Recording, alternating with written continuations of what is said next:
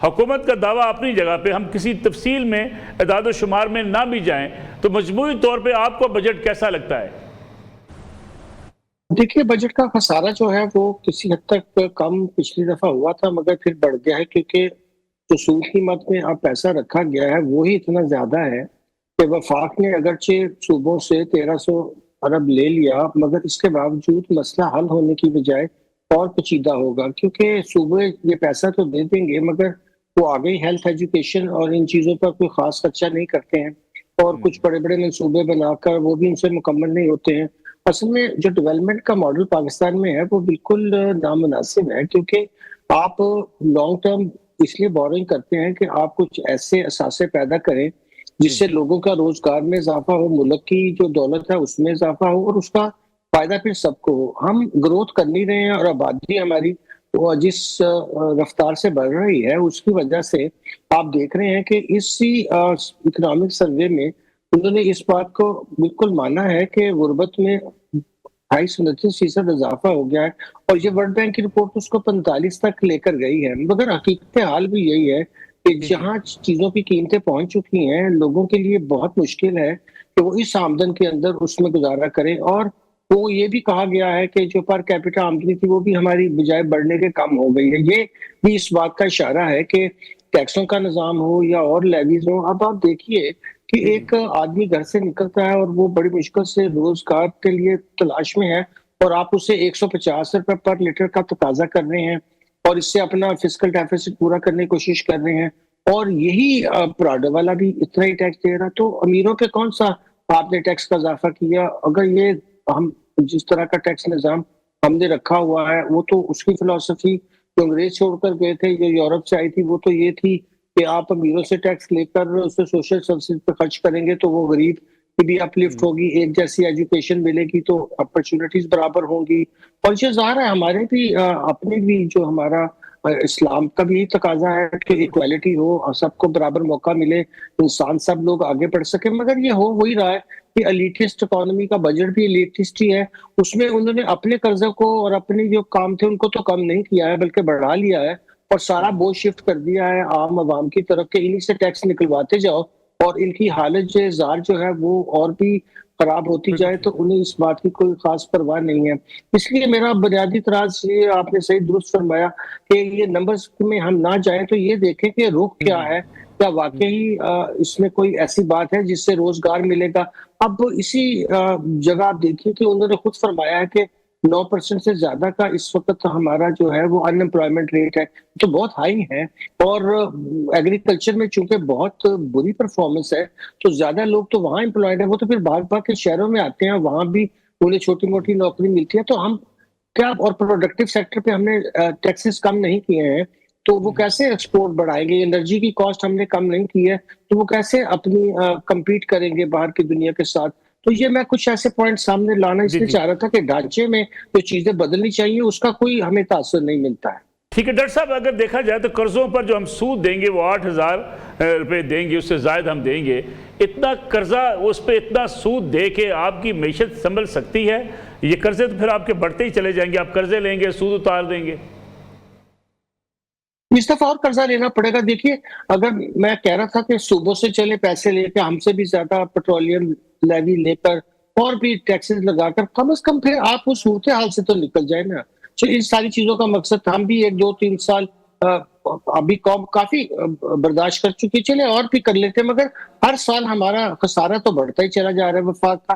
तो फिर जहां बुनियादी खराबी है उस कॉज को आप रिमूव, आप तो सिम्टम्स का इलाज करते रहते हैं, मगर मैं कहता हूँ फिर आप कॉज ढूंढकर उस कॉज को में जो रूट कॉज है उसको खत्म करें, ताकि मुल्क आगे बढ़े ना। 5वीं बड़ी हम दुनिया की आबादी हैं, और अल्लाह ताला ने हमें कुदरती वसाइल इतने दिए हैं कि जितना भी शुक्र अदा करें कम है। इंसानी बिल्कुल वसाइल ठीक। हमारे पास अल्लाह का शुक्र है, हमारी यूथ इतनी बल उसका, और वो भी अच्छे खासे हम उनसे काम ले सकते हैं।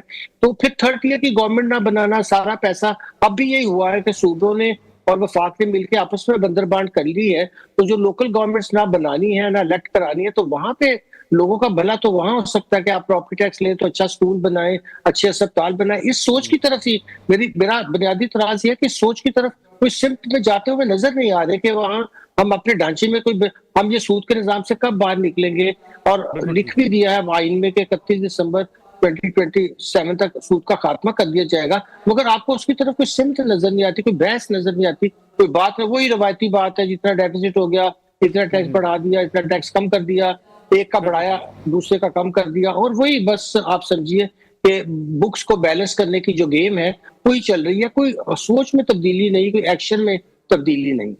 बिल्कुल ठीक है। सनाउल्लाह खान साहब, इंतजामी अखराजात, अफसरशाही के अखराजात, फिर हमारे मराहत याफ्ता तबका जो है वो भी नहीं चाहता कि टैक्स उनके ऊपर जाए। तनख्वाहों में जो भी रिलीफ दिया गया, सुपर टैक्स ख़त्म किया गया, वो भी उन लोगों के लिए ज़्यादा सूदमंद है या फ़ायदा है जिनकी तनख्वाहें बहुत ज़्यादा हैं, गोया उन्हें ही रिलीफ दिया गया है। दूसरी तरफ एक सवाल ये भी उठता है, बाज़ लोग कहते हैं कि हमें ADP तरक्याती मनसूबे कोई 1 साल के लिए 2 साल के लिए पेंडिंग कर देनी चाहिए, मुल्क का निज़ाम चल रहा है, ये पैसा बचा के कम से कम हम कर्ज़ों से निकलें। जब हम कर्ज़ों में दबते चले जा रहे हैं, फिर सूद की मद में हमें जितनी रकम देनी पड़ती है वो आप बजट का सबसे बड़ा हिस्सा तो वो चला जाता है। जी देखिए, सारे टैक्स लगाने का मकसद क्या हुआ? अगर आपने सूद में ही दे देना है तो अब आप बैंकों से पैसा लेते हैं। मैं आपके वापस आता हूँ, मैं चाहता हूँ सनाउल्लाह खान साहब से इस पे इनपुट ले लूँ। जी सनाउल्लाह खान साहब। जी बिल्कुल, इसकी दो बजट के इसकी चीज़ें, एक फिस्कल साइड है, एक टैक्सेशन साइड है।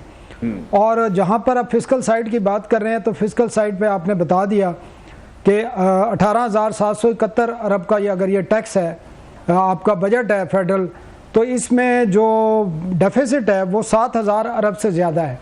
और उस 7,000 अरब के डेफिसिट को कम करने के लिए आपने 1,800 अरब सूबों का जो है सरप्लस डाल दिया है।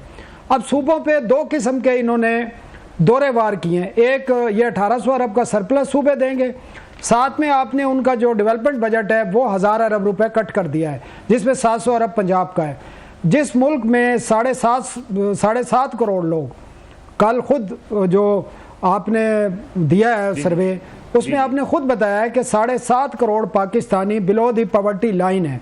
मतलब है बिलो दी पॉवर्टी लाइन, मतलब ये है कि उनकी जो आमदन है माहाना 8,500 या इससे कम है। और इसका मतलब ये है कि वो पाकिस्तानी 7.5 करोड़ एक टाइम का खाना खाते हैं बमुश्किल से, और वो भी क्वालिटी का नहीं होता।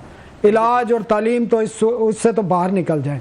तो ये तो हमारी फिस्कल पोजीशन है, और उसकी वजह आपने बता दी टैक्सेशन है। और आप जो कह रहे हैं कि डेवलपमेंट को छोड़ दें, बट डेवलपमेंट का बजट आप जमा भी करा दें, फिर भी आपके जो कर्जे हैं ना, डेट ट्रैप में है। आप अंदाज़ा करें, आपके ऊपर कर्जे और टैक्स लाइबिलिटी जो हैं, डेट लाइबिलिटी, वो 95 से 97 हज़ार अरब रुपया है। वो थोड़ा नहीं है, बल्कि जो आपका एक्सटर्नल डेट है वो 150 अरब डॉलर तक पहुंच चुका है। तो ये इतना आसान नहीं है। उसके लिए आपको अपनी पूरी इकानमी को, अपने पूरे स्ट्रक्चर को तब्दील करना पड़ेगा। और मैं खासकर आज के बजट पे बात करना चाह रहा था। फिस्कल मैंने साइड बता दी कि फिस्कल पोजीशन आपकी बड़ी टाइट है, लेकिन अगर आप दूसरी साइड पे टैक्स साइड को देखें, मैं अभी FBR में बैठा था, FBR की पूरी टीम ने ब्रीफिंग दी है। जी। तो लगता यह है कि जो ये टैक्स सिस्टम, जो इन्होंने टैक्स इनिशिएटिव अनाउंस किए हैं, इससे लगता यह है कि FBR ने, जो प्राइम मिनिस्टर ने IMF की MD को कॉल की है, वो काम कर गई है। क्योंकि इसमें बहुत सारी, मुझे हैरानगी तौर पर हुई है कि बहुत ज़्यादा रिलीफ दी गई है। मतलब है कि ऐसी रिलीफ है आप, जिसमें अगर देख लें प्रॉपर्टीज़ की, खाली देख लें, सेल परचेज पर टैक्स आधा कर दिया है फाइलर के लिए, और नॉन फाइलर के लिए तो वो टैक्स बरकरार रखा है। लेकिन साथ एक शिक रखी है कि 10 करोड़ से या से ऊपर की जो भी कोई प्रॉपर्टी खरीदेगा तो उसको सोर्स ऑफ इनकम बताना पड़ेगा, ये लाजमी कर दिया है। और जो नहीं बताएगा वो प्रॉपर्टी नहीं खरीद सकता फिर।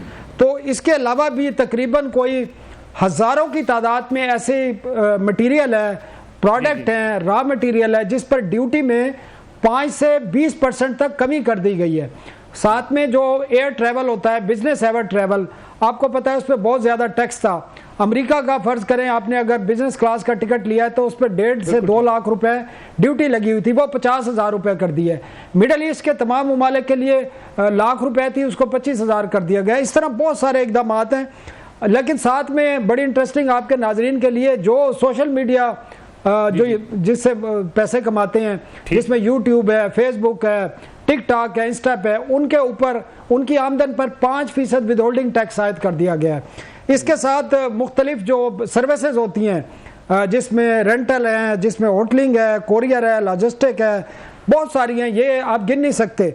इन तमाम पर भी एक भारी किस्म का जो टैक्स है वो लगा दिया। इसके अलावा डॉक्टर्स, इंजीनियर, वकला, ये जितने भी सर्विस सेक्टर में आते हैं, इन पर भी 15% जो है इनकी जो आमदन है उस पर सर्विस टैक्स जिसको कहते हैं वो आयद कर दिया गया। तो ये बहुत सारी चीज़ें हैं। फिर आप जो ईवी गाड़ियाँ हैं, खासकर जो जिसकी मालियत 2 करोड़ है या उससे ज़्यादा है, उस पर 30% टैक्स लगाया गया है। और जो गाड़ी ईवी गाड़ी, इलेक्ट्रिक गाड़ी 3 करोड़ या उससे ऊपर की है, उस पर 40% फेडरल एक्साइज ड्यूटी लगा दी गई है, मतलब टैक्स लगा दिया गया है।